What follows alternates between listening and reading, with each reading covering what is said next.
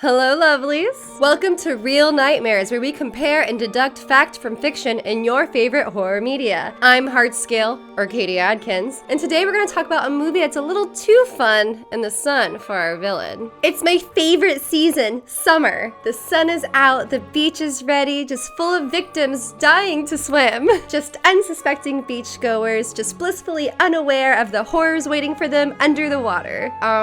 Well, between bonfires, volleyball, surfing, and skinny dipping, let's just hope no one bites off more than they can chew. Today's based on a true horror story is Jaws! Oh, my light went off! Let's try that again. Am I in focus? Today's based on a true horror story is Jaws! That wasn't as dramatic as the first one. I prefer the first one. This movie was so freaking hard for me to get through, y'all. I have submechanophobia, which pretty much means if it's not supposed to be underwater, I don't like it. My fear isn't extreme enough to make my rewatch of Jaws absolutely terrifying, but it's definitely been a long time since I was that anxious and nervous watching a movie. What made this movie so freaky to me is, besides the fact that shark attacks are scary, mechanical sharks are scarier. Long story short, I just get the heebie-jeebies, okay? Just know that I have been crying the entire time editing this godforsaken video that nobody asked me to make. Also know that everything I learned about the submarine billionaires who died seeing the Titanic, I learned against my will. Making this video is important though. It's like me conquering something, you know, like facing my fears head on. I do kind of blame my fear of specifically mechanical sharks on the James and the Giant Peach movie as a kid. That shit fucked me up. Destroyed me. Do I have shark attack experience? No! I love the beach and the water, which is very ironic. I don't make sense. The movie kicks off with the death of Chrissy. A cute, naked young girl who went skinny dipping and was horrifically mauled by what we can safely assume is a shark. This strapping young lad was supposed to join her, but was too drunk to undress himself. I'm not drunk! Slow down! If he wanted to, he would, you know? Welcome to the fictional town of Amity Island. Parts of her body wash up on shore, and it's terrifying. Young lad is traumatized. Open up to our hero, Police Chief Brody, who immediately is like, it's a shark. It's a shark, guys. Buddy. 9-year-old karate terrorists are on the loose. Seems that the 9-year-olds from the school have been karateing the picket fences. It's July 1st. The mayor is like, now look here, sonny. Y'all new here, so I'll give you a pass. This is a summer town, and we need people to come here to spend their money and swim in the water, god dang it. And if you ruin this with reports of a shark attack, I'll scream. Just tell the people it was a boating accident. The weirdest thing to me about this beach is that it has no waves. Police Chief Brody's anxiety intensifies. The dog disappears, which is absolutely unforgivable. Then Alex, the little boy, gets got. Panic ensues. Everyone is mad the beaches need to be closed for 24 hours. 24 hours is like 3 weeks! I hate everything about this. Love this artwork, very classy. Captain Ahab over here was like, listen up, you silly willies. I'ma find and catch this son of a bitch, and you're gonna give me 10 grand. The mayor is like, go fuck yourself. The prize for catching this fish is 3 grand. Take it or leave it. Kids be like, fuck them rules, fuck the establishment. This time I'ma let it all come out! After this uproar, the hunt for the shark is on. Everyone is looking for that 3 grand cash prize. Love the public's shark fishing tactics. Like, what was their plan exactly here? The shark gets the bait, and then what? I don't see a way to kill it. You thought the hook on the holiday ham was gonna hook in its mouth or something, and it would just sit there? This part still scares the heck out of me. My heart was jumping out of my chest in suspense at this part, I am not gonna lie. After that pathetic attempt, the hunt is on. The town brings in ocean expert man to examine the body. Confirmed it was not Jack the Ripper, for those of you with that strong theory. This is not a boat accident, and it wasn't Jack the Ripper. It was a shark. So the public catches a shark, but is it the shark? Ocean Man here, to disappoint and find out that the bite marks on the victim don't match the shark they caught. Then it comes to public attention that the little boy's death is not only the second death, but could have been avoided if only the mayor wasn't a dick and so concerned about money. The chief takes responsibility though, cause well, it's his fault for not closing the beaches. The search continues for the correct shark. Our heroes take it very seriously, so they get loaded and bring snackies. Want a pretzel? They come across a wrecked ship and Ocean Man dives to investigate. You literally could not pay me to do this. You could literally be like, Katie, I will hand deliver you all of your hopes and dreams. All you gotta do is dive down and investigate this shipwreck with a wild man-eating shark on the loose. And I would tell you, I would rather live out and die an unfulfilling life. I knew this part was coming and I still jumped and screamed. I jumped and screamed so hard my cats got concerned. There were five people chewed up in the surf. In 1 week. Tell them about the swimmers. I pulled a tooth the size of a shot glass out of the wrecked hull of a boat out there, and it was the tooth of a great white. Mayor proceeds to be a dick. Should have seen him. Where is that tooth? Did you see it, Bro? Townspeople continue to be the real MVP. Tomorrow is the 4th of July. People are gonna swim and I don't give a heck about no goddamn shark. Everyone thinks the killer shark is gone and my anxiety spikes again, watching all of these people in the water. So anyways, shark stops by to say hello, just a polite drop-in. Absolutely everyone is rude and doesn't say hi back. Just a couple of pranksters who almost get straight murdered. But the real shark shows up because he's mad people are impersonating him. He has a reputation to uphold. I literally want to die every time I see this goddamn fin. Sobbing. Absolutely sobbing. I hate this, I hate this, I hate this, I hate this, I hate this, I hate this. Now that we have 4 dead people, it's time to get the boys together and get this unhinged man his 10K. Strap in. It's gonna be a bumpy ride. The dudes compare battle scars, and I can't help but wonder if this is the male equivalent of that one scene in Mean Girls. My hairline is so weird. My pores are huge. My nail beds suck.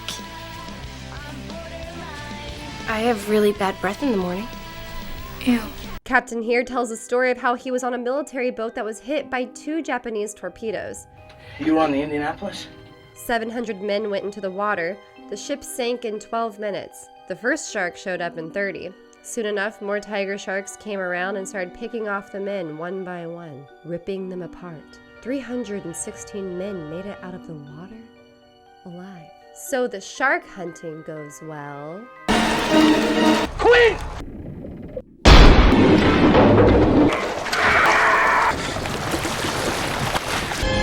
Fire, you son of a...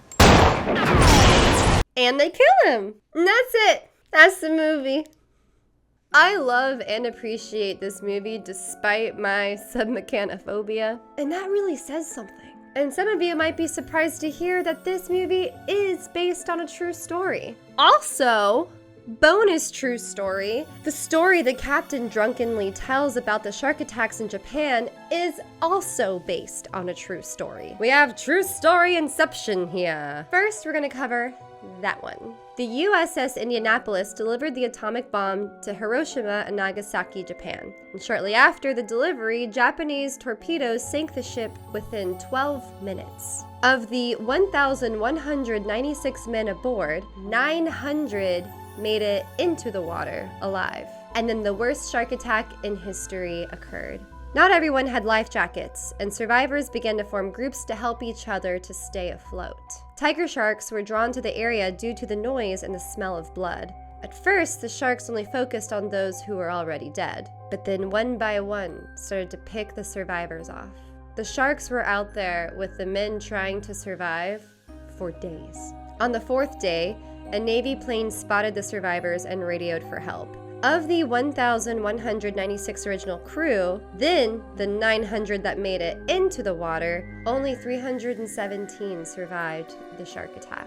The sharks killed roughly just under 600 men in less than 4 days. Safe to say, this is a pretty spot on and accurate to the retelling in the movie Jaws. Even though the actor Robert Shaw was so drunk while recording that scene, he doesn't even remember filming it. Jaws the movie is based off of a book called Jaws by Peter Benchley, who based it off of a true story. Before the summer of 1916, most people didn't even know about sharks. They weren't really studied much, not many had been beached. Not only did most people not even really know about sharks or know much about them or even really what they looked like, and they sure didn't think about them when they went to the beach. Sharks feed solely on smaller fish and invertebrates, not humans. And like I said, they weren't even seen or studied much at this point in time. So you'd think more people would be surprised when 25-year-old Charles Epting Vincent was attacked July 1st, 1916 off the coast of Long Beach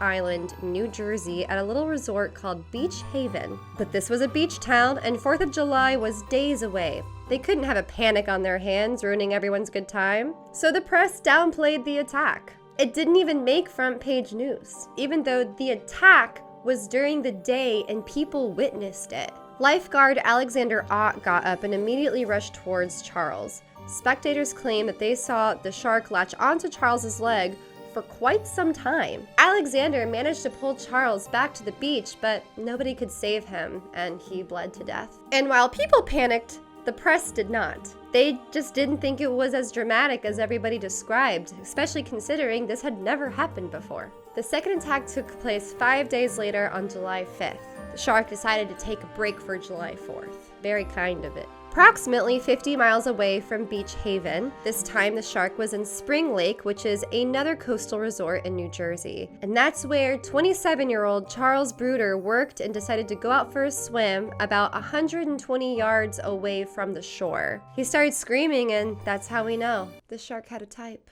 Kiss, kiss, fall in love.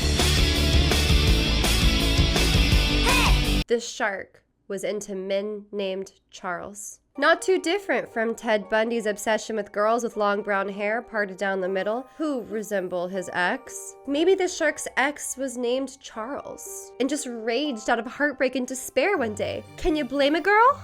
This girlie was starting to get confident and more extreme, just like the serial killers do. The first Charles died after just one bite, just one taste. The second Charles got both legs chewed off, one after the other. Think about that. She bit one off and went, I'm gonna bite the other one off. Tastes pretty good. She came back for seconds. She stayed for lunch and dinner. Sharks, when they bite a human, they typically are biting them to identify them, not to just like engorge themselves. The fact that there was more than one bite, oh, he probably kicked her. Click. 2 lifeguards went out on a boat to save him, but Charles number 2 did not survive. Now the shark attacks are making the front page news. The next attack was the biggest one because homegirl's got a taste for blood now, okay? She tried the flesh of Charles's and she liked it. So what do all killers do? They escalate. 6 days after the death of Charles number 2, July 12th, 28 miles away from Spring Lake, up Matawan Creek. We're not even in the ocean anymore. We're not even near the ocean anymore. We're straight up a frickin' creek. When will you learn? Frickin' fricks! Retired captain named Thomas Cottrell saw a shark in the creek. He ran to town warning folks that there's a shark in the creek. There's a shriek in the creek. Frickin' fricks! Well, unfortunately, he missed a group of boys who all decided to go skinny dipping. And that's when our predator decided she was done with Charles's and went on to murder children, more specifically, Lester Stillwell. Lester wasn't just got, he was dragged around by the shark as his friends on the surface were screaming, swimming to shore. So these boys, buck-ass naked, ran around town yelling, "Shark, shark, shark!" But of course, nobody is gonna listen to the naked preteen boys running around yelling shark, because everyone's gonna assume it's a prank and not real. When will you learn that your actions have consequences? But a 24-year-old Stanley Fisher, worst name for this, he decided that he was gonna listen to the boys and go check it out for himself. Fisher jumped in to recover the boy's body, and that's when the shark attacked him. She caught herself a fish.